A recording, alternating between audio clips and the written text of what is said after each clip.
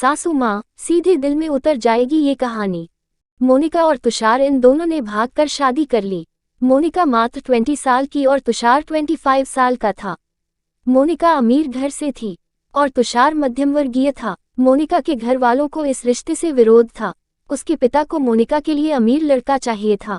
वैसे भी मोनिका के पापा के मुताबिक उसकी शादी करने की उम्र भी नहीं थी। थोड़ी सी समझ आने पर वह तुषार को भूल जाएगी, ऐसा मोनिका के पिताजी को लगता था।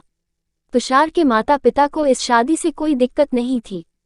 मोनिका की पढ़ाई पूरी हो और तुषार को भी अपने करियर पर अच्छे से ध्यान देना चाहिए, ऐसी उनकी इच्छा थी।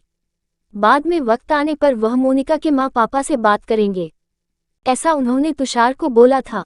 एक बार मोनिका और तुषार को बाहर घूमते हुए मोनिका के भाई ने उन्हें देख लिया। मोनिका को जबरदस्ती से घर लेकर गया। उसके घर एक ही तमाशा होने लगा। उन्होंने मोनिका का घर के बाहर जाना बंद करवा दिया। लास्ट में संधि देखकर उन दोनों ने भागकर शादी कर ली। मोनिका के घरवालों ने उससे सारे रिश्ते तोड़ दिए। तुम कभी भी खुश नहीं रहोगी, ऐसी उसे बददुआ दी। तुषार के घर वालों को उनका विरोध नहीं था, पर उन दोनों ने लिया हुआ निर्णय उसके माँ पापा को पसंद नहीं आया। हमें एक बार बताया तो होता, हम कोई न कोई मदद कर सकते थे। हम मोनिका के घरवालों से इस बारे में बात करते, ऐसे तुषार को उन्होंने कहा। पर अब जो हुआ सो हुआ।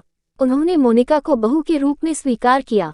मोनिका और तुषार को लेकर वह मोनिका के मायके में भी गए, पर मोनिका के पापा अड़े हुए थे। उनको मोनिका का चेहरा देखना भी पसंद नहीं था। पापा के खिलाफ जाने में मां की हिम्मत नहीं हो रही थी। मोनिका के लिए अब मायका पूरी तरह से छूट गया था। धीरे धीरे मोनिका का तुषार के घर में मन लगने लगा। अब अपना जो कुछ भी है वह यहाँ पर ही है, ये उसे समझ आ गया। मोनिका बड़े लाड प्यार से बड़ी हुई है, उसे कोई भी काम की आदत नहीं थी। हमें ही उसे सब कुछ सिखाना पड़ेगा, इसकी तुषार की माँ को यानी मोनिका की सास को पता था। सब कुछ अच्छा चल रहा था, पर नियति के मन में कुछ अलग ही चल रहा था। उनकी शादी को जैसे तैसे 1 साल हुआ था और एक एक्सीडेंट में तुषार दुनिया छोड़कर चला गया। सभी पर दुख का पहाड़ टूट पड़ा। एन जवानी में अपने बेटे की मृत्यु होने के कारण तुषार के पापा को जबरदस्त मानसिक धक्का लगा। मोनिका भी पूरी तरह से टूट गई थी। अभी तो उनकी गृहस्थी शुरू ही हुई थी। मोनिका के मायके वालों को भी ये बात मालूम पड़ी, तब भी मोनिका के मायके वाले कोई भी नहीं आए। तुषार की मां इन सब में धैर्य से बर्ताव कर रही थी।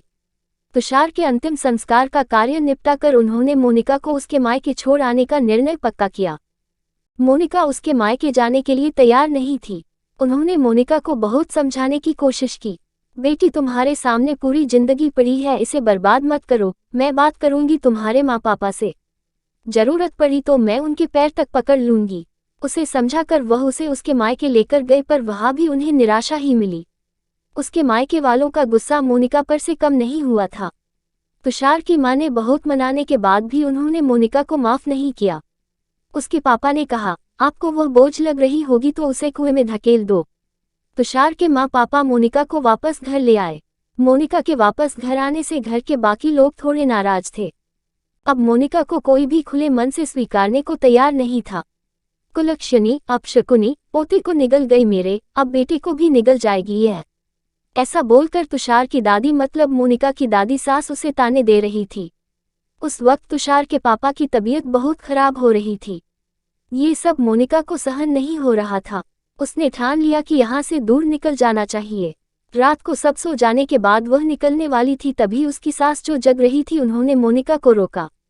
कहाँ जा रही है, ऐसे पूछा। माँ, मुझे जाने दीजिए, मैं अपशकुनी हूँ। मेरी ही वजह से ये सब हुआ। मैं तुषार की जिंदगी में आती नहीं तो हमारी शादी नहीं हुई होती, तो आज वह जिंदा होता। पापा की भी ये अवस्था होती नहीं।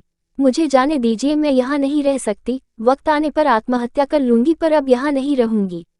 सच में मेरे यहाँ आने से इस घर की सारी खुशियाँ चली गई। मुझे कोई अधिकार नहीं है यहाँ रहने का। मोनिका रोते रोते सब बोल रही थी। उसकी सास ने उसे पहले शांत किया।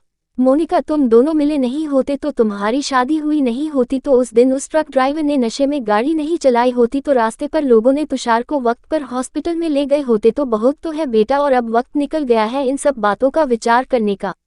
तुषार तो मेरा बेटा था।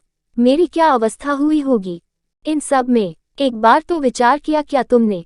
वह तो चला गया और अब तुम भी छोड़कर चली जाओगी मुझे। मोनिका, तुम मुझ पर बोझ थी, इसलिए मैं तुम्हें तुम्हारे मायके छोड़ने नहीं गई थी। तुम्हारे सामने पूरी जिंदगी है। किसी के चले जाने से हम जीना तो नहीं छोड़ सकते। यहाँ से ज्यादा तुम वहाँ पर खुश रहोगी, क्योंकि यहाँ तुषार की यादें तुम्हें हमेशा दुख देगी, ऐसे में सोचती थी। पर जाने दो, जो हुआ सो हुआ। अब तुम तुम्हारी पढ़ाई पूरी करोगी, मैं हूँ तुम्हारे साथ। और इनकी चिंता करने के लिए मैं हूँ, ना सिर्फ तुम्हारा साथ चाहिए मुझे बेटा। इस सब में तुषार के जाने से हर कोई परेशान था। हर किसी का बोलने का तरीका अलग हो गया है। तुम्हारा दुख मैं अच्छे से समझ सकती हूँ, पर अब तुम्हें संभलना होगा। लोगों का बोलना नजरअंदाज करना होगा तुम्हें। मन लगाकर पढ़ाई करनी पड़ेगी। तुम कोई भी गलत फैसला नहीं लोगी, इसका मुझे वचन दो। मैंने मेरा जवान बेटा गंवाया है और अब बेटी को नहीं खोना चाहती। सास को बातें सुनकर मोनिका को रोना आया। उसने सास को गले लगाया। माँ, मैं कहीं नहीं जाऊंगी आपको छोड़कर, आप जैसा बोलोगे वैसे ही मैं करूंगी। मोनिका की सास भी मन भर के रोई। आज पहली बार उनका दुख फूट फूट कर बाहर आया था। आगे मोनिका ने मन लगाकर पढ़ाई की, बहू नहीं वह उस घर की बेटी बनी। बहुत सारे ताने बुरी बातें सुने उसने। हर एक राह पर उसके सास उसके साथ थी। वो दोनों एक दूसरे की ताकत बनी। मोनिका IAS अधिकारी बानी। अब उसे दोष देने वाले लोगों का मुंह बंद हो गया। मोनिका के मायके के वालों को भी ये खबर पता चली। उसके पापा के सिवाय मायके के बाकी लोग उसे पूछने लगे थे। सास ने अच्छा जोड़ीदार चुनकर मोनिका की दूसरी शादी करवाई। शादी के बाद भी मोनिका अपनी इस मां को कभी नहीं भूली। शासकीय अंतिम काल में भी मोनिका रात का दिन करके सेवा में हाजिर होती थी। सास के रूप में मोनिका उसकी जिंदगी खरे अर्थ से जीना सिखाने वाली माँ उसे मिली थी। पर सच में मोनिका के सास जैसी ऐसी कितनी समझदार औरतें इस समाज में है, जो एक चौखट से बाहर जाकर सोचती है और दूसरों का आधार बनकर उनका जीवन सफल बनाती है।